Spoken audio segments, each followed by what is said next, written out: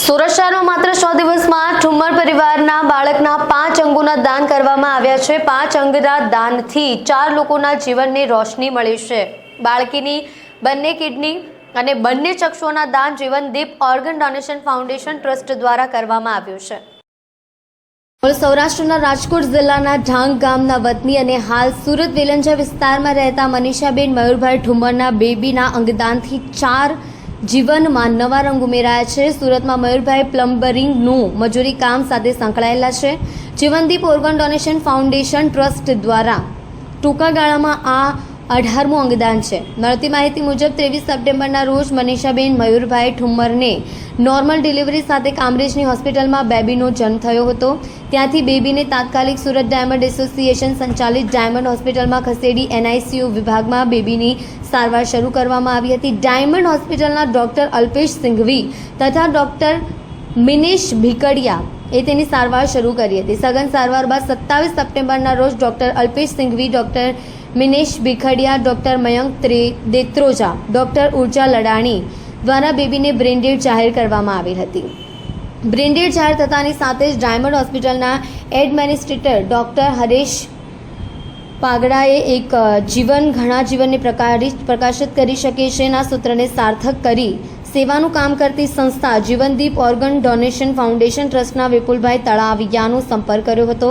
ત્યારબાદ જીવનદીપ organ donation foundation ટ્રસ્ટના founder PM Gondaliya, વિપુલ Talaviya, doctor નિલેશભાઈ કાછડિયા તેમજ ડાયમંડ હોસ્પિટલના ચેરમેન CP વાનાણી, દિનેશભાઈ નાવડિયા, માવજીભાઈ માવાણી દ્વારા બાળકના પરિવારના ઉમદા નિર્ણયને આવકાર્યો હતો। અંગદાન એ જ સર્વશ્રેષ્ઠ દાન છે તેવી સમજણ આપી હતી। ઓર્ગન દેશના વિવિધ શહેરમાં સમયસર પહોંચી શકે તેવા ઉમદા હેતુથી ગણતરીની મિનિટોમાં ડાયમંડ હોસ્પિટલથી સુરત રેલવે સ્ટેશન સુધીનો ગ્રીન કોરિડોર તથા સુરતથી IKDRC અમદાવાદ સુધીનો ગ્રીન કોરિડોર માટે ગુજરાત પોલીસ દ્વારા બંદોબસ્ત સાથે ગ્રીન કોરિડોરની સજ્જડ વ્યવસ્થા કરી આપવામાં આવી હતી। રેલવે ઓથોરિટી તથા પોલીસ વિભાગ દ્વારા વિશેષ સહકાર મળ્યો હતો। આ અંગોનું દાન IKDRC અમદાવાદ દ્વારા બંને કિડનીઓનું અને નાણાવટી હોસ્પિટલ મુંબઈ દ્વારા લીવરનું તેમજ સુરતની લોકદ્રષ્ટિ ચક્ષુ બેંક દ્વારા ચક્ષુઓનું દાન સ્વીકારવામાં આવ્યું હતું।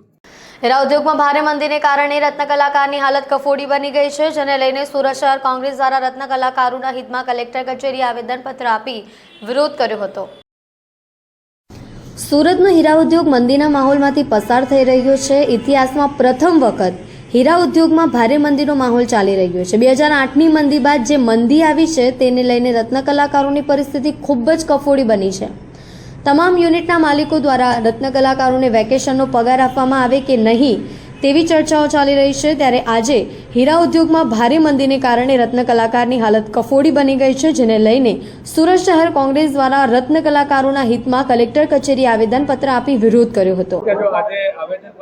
સુરત શહેર કોંગ્રેસ સમિતિ દ્વારા રત્ન કલાકાર હિત રક્ષક સમિતિ બનાવવામાં આવી છે। ગુજરાતની સરકાર આ બાબતે આંધળી મૂંગી અને મેરી થઈને તમાશો જોયા કરે છે। આજે દુનિયાભરમાં હીરા ઉદ્યોગ સુરતમાં ધમધમી રહ્યો છે, સૌ જાણે છે। 90% ફાળો હીરા ઉદ્યોગનો છે, પરંતુ હીરા ઉદ્યોગમાં જે અત્યારે મંદીનો માહોલ જોવાઈ રહ્યો છે એના કારણે અસંખ્ય રત્ન કલાકારો આત્મહત્યા કરી રહ્યા છે। સરકારના પેટનું પાણી હાલતું નથી। સરકાર આંધી બહેરી અને મૂંગી થઈને તમાશો જોયા કરે છે। અમારી માંગણી એ છે કે રત્ન કલાકારો પાસે જે પ્રકારે લોનો આપવું જોઈએ, ધંધા રોજગાર માટે આવાસો આપવા જોઈએ, જે લોકો આત્મહત્યા કરી રહ્યા છે તેમની લોન હોય છે તે માફ કરી દેવી જોઈએ અને આત્મહત્યા કેવી રીતે અટકે તેના માટેના સઘન પ્રયાસો કરવા જોઈએ। એવું સરકાર કોઈ પ્રયાસો કરતી નથી, એનો વિરોધ કરવામાં આવ્યા છીએ કે રત્ન કલાકારોને ન્યાય મળવો જોઈએ। આ બાબતે અમે રાજ્યસભાના સભ્ય અને અમારા ગુજરાત પ્રદેશ કોંગ્રેસના પ્રમુખ શ્રી શક્તિસિંહ ગોહિલ અને રાજ્યસભાના સભ્ય શ્રી મુકુલ વાસનિકને પણ વાત કરી છે।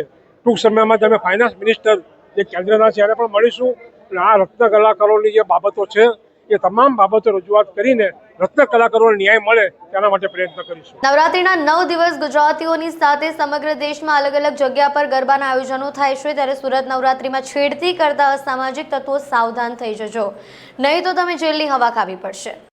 નવરાત્રિના 9 દિવસ ગુજરાતીઓની સાથે સમગ્ર દેશમાં અલગ અલગ જગ્યા પર ગરબાના આયોજન થાય છે. 9 દિવસમાં દુર્ગાના 9 સ્વરૂપની આરાધના કરવામાં આવે છે. ત્યારે ગુજરાતમાં પણ ખાસ કરીને મહિલા સુરક્ષા પર વધુ ધ્યાન આપવામાં આવે છે. મહિલાઓ માટે ગુજરાત સૌથી સુરક્ષિત રાજ્ય કહેવાય છે.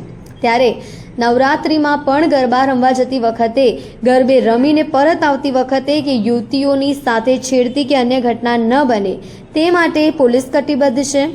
સુરત પોલીસની શ્રી ટીમ ગરબાના આયોજનો દરમિયાન ટ્રેડિશનલ ડ્રેસમાં લોકોની સાથે ગરબા રમશે અને મહિલા અને યુવતીઓની છેડતી કોઈ અસામાજિક તત્વો કે રોમિયો દ્વારા કરવામાં ન આવે તેની તકેદારી રાખશે. સુરતની વાત કરવામાં આવે તો ગરબાના આયોજન દરમિયાન ગરબા રમતા સમયે કે પછી ગરબા રમીને ઘરે આવતા સમયે કોઈ મહિલા કે યુવતી છેડતી કે પછી અન્ય ઘટનાઓનો ભોગ ન બને તે માટે પોલીસ દ્વારા વિશેષ સુરક્ષા વ્યવસ્થાનું આયોજન કરવામાં આવ્યું છે. ગરબા રમવા જતી યુવતી કે મહિલાઓની સુરક્ષાની ચિંતા હવે પરિવારના સભ્યોએ નહીં કરવી પડે, કારણ કે હવે તેમની સુરક્ષાની જવાબદારી સુરત શહેર પોલીસની ટીમ દ્વારા પોતાના શિરે લેવામાં આવી છે. સુરત શહેર પોલીસ દ્વારા ખાસ મહિલાઓની સુરક્ષા માટે નવરાત્રી દરમિયાન શી ટીમ કાર્યરત કરવામાં આવી છે. માત્ર નવરાત્રીમાં પરંતુ આખું વર્ષ દરમિયાન મહિલા અને યુવતીઓની સુરક્ષાને લઈને કામગીરી કરે છે તો અસામાજિક તત્વો સજાગ થઈ જાય છે. પરંતુ કેટલીક વખત ગરબાના આયોજનો લાભ ઉઠાવી અને ભીડનો લાભ ઉઠાવી કેટલાક અસામાજિક તત્વો મહિલા કે યુવતીઓની છેડતી કરવાનો કે તેમની પજવણી કરવાનો પ્રયાસ કરતા હોય છે. ત્યારે આવા અસામાજિક તત્વો કે જે ભીડનો લાભ ઉઠાવી તેમાં છુપાયેલા હોય છે તેવા ઇસમો સામે કાર્યવાહી કરવા માટે યુનિફોર્મ વગર જ કામગીરી કરવામાં આવે છે. મહેરબાન સીપી સાહેબની સૂચના અને માર્ગદર્શન હેઠળ સુરત સિટીમાં શી ટીમ 35થી 37 શી ટીમ કાર્યરત છે ઓલરેડી. એ શી ટીમ આ વખતના નવરાત્રિમાં દરેક મહિલા અને દરેક દીકરીઓ સુરક્ષિત રીતે નવરાત્રનો તહેવાર ઉજવે, ગરબા રમીને પોતાના ઘરે સુરક્ષિત રીતે પાછા જાય તે માટે શી ટીમ કાર્યરત રહેશે. આ શી ટીમની દરેક મહિલાઓ સાથે સાથે જેન્ટ્સ પણ હોય છે. આ શી ટીમની દરેક મહિલા અથવા તો અમુક મહિલાઓ અથવા અમુક જેન્ટ્સ જે ટ્રેડિશનલ ડ્રેસમાં પણ આ જ્યાં ગરબા રમાય છે તે જગ્યાએ રમશે અને જે પણ છેડતીના પ્રકરણો અથવા તો છેડતીના પ્રકરણો ન થાય અને તેઓ સુરક્ષિત રીતે બધી દીકરીઓ ગરબા રમી શકે તે માટે સતત વોચમાં રહેશે. તેમજ અવાવરૂ જગ્યાએ જ્યાં સુમસાન એરિયા હશે ત્યાંથી સ્ત્રીઓ અને મહિલાઓ અથવા દીકરીઓ સુરક્ષિત રીતે પસાર થઈને પોતાના ઘરે પહોંચે તે માટે સતત પેટ્રોલિંગમાં રહેશે.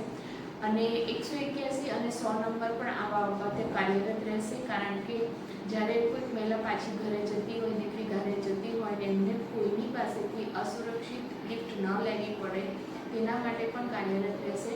જેથી કોઈ લેડી અથવા તો કોઈ પણ મહિલા સ્ત્રીને એવું લાગે કે મારે આવા કોઈ અજાણી વ્યક્તિ જોડે લિફ્ટ નથી લેવી તો તેઓ 100 નંબર અથવા તો 181 અભય પર કોલ કરશે તો તેઓને સુરક્ષિત ઘેર પહોંચાડવા માટે પોલીસ સતત કાર્યરત રહેશે. સુરતના લાલ દરવાજા ઉનાપાણી રોડ પાસે મંથન પોઈન્ટના ગ્રાઉન્ડ ફ્લોર ઉપર ચાલતા કૂટણખાના પર એન્ટી હ્યુમન ટ્રાફિકિંગ યુનિટ દ્વારા રેડ કરી 2 વિરુદ્ધ ગુનો નોંધી કાર્યવાહી કરી છે. સુરત શહેરમાં સ્પા, મસાજ પાર્લરમાં વિદેશી યુવતીઓ પાસે દેહ વ્યાપાર કરાવવાનો ધંધો ફૂલ્યો ફાલ્યો છે. લાલ દરવાજા ઉનાપાણી રોડ પાસે મંથન પોઈન્ટના ગ્રાઉન્ડ ફ્લોર ઉપર એક મહિલા દ્વારા દુકાન ભાડે આપી ભાગીદારીમાં દેહ વ્યાપારનો ધંધો શરૂ કરાયો હોવાનો કિસ્સો સામે આવ્યો છે. જ્યાં બંને જણા મહિલાઓને બોલાવી દેહ વ્યાપારનો ધંધો કરતા હોવાની જાણ એન્ટી હ્યુમન ટ્રાફિકિંગ યુનિટને થઈ હતી. મળેલી માહિતીને આધારે anti human trafficking unit Lal Darwaja Unapani road પાસે મંથન પોઈન્ટના ગ્રાઉન્ડ ફ્લોર ઉપર ચાલતા કૂટણખાના પર એન્ટી હ્યુમન ટ્રાફિકિંગ યુનિટ દ્વારા રેડ કરી 2 વિરુદ્ધ ગુનો નોંધી કાર્યવાહી કરી છે. સુરતના સચિન જીઆઈડીસી પોલીસ સ્ટેશનમાં 1.5 માસ પહેલા નોંધાયેલા ઘરફોડ ચોરીમાં 2 આરોપીઓને બાતમીને આધારે ઝડપી પાડી કુલ 6.31 લાખનો મુદ્દામાલ કબજે કરી વધુ તપાસ હાથ ધરી છે. સુરત શહેર અન્ય રાજ્યોના લોકો માટે રોજગાર મેળવવાની આર્થિક રાજધાની કહેવાય છે. અહીં ઘરફોડ અને ચોરીની ઘટના સામાન્ય બની ગઈ છે. ત્યાં 1.5 માસ પહેલા સચિન જીઆઈડીસી પોલીસ સ્ટેશનમાં ઘરફોડ ચોરીની ઘટના નોંધાઈ હતી. આ ઘરફોડ ચોરીના આરોપીઓને પકડી પાડવા માટે પોલીસ ઇન્સ્પેક્ટર જિગ્નેશ ચૌધરીએ સર્વેલન્સ પોલીસ માણસોને ખાસ સૂચના આપી હતી. જે અનુસંધાને હ્યુમન ટેકનિકલ તેમજ સર્વેલન્સ પોલીસની ટીમ સાથે ખાનગી બાતમીદારોના સોર્સ સાથે પેટ્રોલિંગમાં હતા. તે સમય દરમિયાન મળેલી માહિતીને આધારે પોલીસે 2 આરોપીઓની ધરપકડ કરી તેમની પાસેથી ચોરી કરેલા સોના ચાંદીના દાગીના અને રોકડ રકમ મળી કુલ 6,31,000નો મુદ્દામાલ કબજે કરી વધુ તપાસ હાથ ધરી છે. સુરતના રાંધી રોડ ઉપર આવેલા અઝીઝ મોહમ્મદ હોલ ખાતે ધોરાજી મેમન ટ્રસ્ટ દ્વારા તેજસ્વી વિદ્યાર્થીઓને ઇનામ વિતરણ કરી સન્માનિત કરી પ્રોત્સાહિત કર્યા હતા. આધુનિક ટેકનોલોજીના યુગમાં અદ્યતન શૈક્ષણિક ક્ષેત્રે કારકિર્દી બનાવી જીવન સરળ અને સુખમય બનાવી દેશનું નામ રોશન કરવાના હેતુસર સુરત રાંધી રોડ ઉપર આવેલ અઝીઝ મોહમ્મદ હોલ ખાતે ધોરાજી મેમણ ટ્રસ્ટ દ્વારા તેજસ્વી વિદ્યાર્થીઓને ઇનામ વિતરણ કરી સન્માનિત કરી પ્રોત્સાહિત કર્યા હતા. કાર્યક્રમમાં હાજરી આપવા અને વિદ્યાર્થીઓમાં શિક્ષણ ક્ષેત્રે ઉત્સાહ વધારવા ધોરાજી મેમણ સમાજના સૌ આગેવાનો સાથે સ્થાનિક રાજકીય નેતા અને સામાજિક કાર્યકરો ઉપસ્થિત રહી કાર્યક્રમને સફળ બનાવ્યો હતો. બ્લોકોરા કંપનીમાં બ્લોકોરા કોઈનના નામે રોકાણ કરાવી દરરોજ 1% લેખે વળતર આપવાની લાલચ આપી રોકાણકારો પાસેથી બ્લોકોરા કંપનીમાં રોકાણ કરાવી કોઈ વળતર ન આપી રોકાણ કરેલ મૂડી પણ પરત નહીં આપી પોતાનો આર્થિક ફાયદો મેળવી ગુનાહિત કૃત્ય આચરનાર વ્યક્તિઓ પૈકી એક વ્યક્તિને પકડી પાડતી eco cell crime branch Surat police. Blockora કંપનીમાં બ્લોકોરા કોઈનના નામે રોકાણ કરાવી દરરોજ 1% લેખે વળતર આપવાની લાલચ આપી રોકાણકારો પાસેથી બ્લોકોરા કંપનીમાં રોકાણ કરાવી કોઈ વળતર ન આપી રોકાણ કરેલ મૂડી પણ પરત ન આપી આર્થિક ફાયદો મેળવી ગુનાહિત કૃત્ય આચરનાર વ્યક્તિઓ પૈકી એક વ્યક્તિને પકડી પાડતી eco cell crime branch Surat. Surat શહેર ટેક્સટાઇલ અને હીરાના વેપારનું હબ બન્યું છે. જુદી જુદી પોન્ઝી સ્કીમો અને લોભામણી જાહેરાતો આપી મલ્ટી લેવલ માર્કેટિંગ જેવી સ્કીમો સોશિયલ મીડિયા પર જાહેરાતો કરીને દેશભરના લોકોને આકર્ષિત કરી સિસ્ટમમાં જોડાવામાં આવે છે. યેન કેન પ્રકારે સિસ્ટમ બંધ કરી નાણાં હડપી લેવામાં આવે છે. માનનીય પોલીસ કમિશનર અનુપમસિંહ ગેહલોત દ્વારા સૂચના આપવામાં આવી છે કે સંયુક્ત પોલીસ કમિશનર ક્રાઇમ નાયબ પોલીસ કમિશનર ક્રાઇમ એસીપી ઇકોસેલની સૂચના અને માર્ગદર્શન મુજબ તકેદારી રાખવામાં આવી છે. અનુસંધાને ફરિયાદી અકરમ મોહમ્મદ શફી મુલતાની રહેવાસી ફ્લેટ નંબર 403 સેન્ટ્રલ રેસિડેન્સી અમન સોસાયટી 3 ભાટેના ઉધના સુરત નાઓને ફરિયાદ આપી બ્લોકોરા કંપનીના માલિક ફિરોઝ દિલાવરભાઈ મુલતાની નીતિનભાઈ જગત્યાની રહેવાસી દુબઈ તેમના સુરત ખાતાના એજન્ટ તરીકેની કામ કરતા કાસિફ આરીફભાઈ મુલતાની રહેવાસી એઝાઝ આરીફભાઈ મુલતાની જાવિદ પીરુભાઈ મુલતાની નાઓ મારફતે 15/5/2022ના રોજથી બ્લોકોરા કંપનીના બ્લોકોરા કોઈનના નામથી રોકાણ કરાવી 1% મુજબનું વળતર મળશે તેવી વાતો કરી જણાવી $20 USDTથી લઈને $5000 વાળી અલગ અલગ સ્કીમોમાં રોકાણ કરાવી અને બ્લોકોરા કંપની નામની www.blokora.com વેબસાઇટમાં આઈડીઓ જનરેટ કરી એક્સચેન્જ ઉપર કોઈન લાવી તેવું જણાવી વધુને વધુ રોકાણ કરાવી એક્સચેન્જ ઉપર કોઈન હોવાનું જણાવી અને 13 જેટલી આઈડીઓ જનરેટ કરાવી કુલ 51 લાખ મેળવી લઈ બ્લોકોરા કંપની તથા www.blokora.com વેબસાઇટ બંધ કરી એકબીજાની મદદગારી કરી ગુનો કર્યો હોય ફરિયાદીની રજૂઆતને લઈને આરોપીઓ વિરુદ્ધ ડીસીબી પોલીસ સ્ટેશન દ્વારા 2024 સિવિકો કલમ 409, 420, 114 જીપી એક્ટ કલમ 100/2003ની કલમ the prize chit and money circulation scheme act 1978ની કલમ 456 મુજબનો ગુનો તારીખ 29/9/2024ના રોજ દાખલ કરવામાં આવ્યો હોય સદરુ ગુનાના કામે ગણતરીના કલાકમાં આરોપી જાવિદ પીરુભાઈ મુલતાનીને પકડી પાડી અટક કરી કાયદેસરની કાર્યવાહી કરવામાં આવી છે.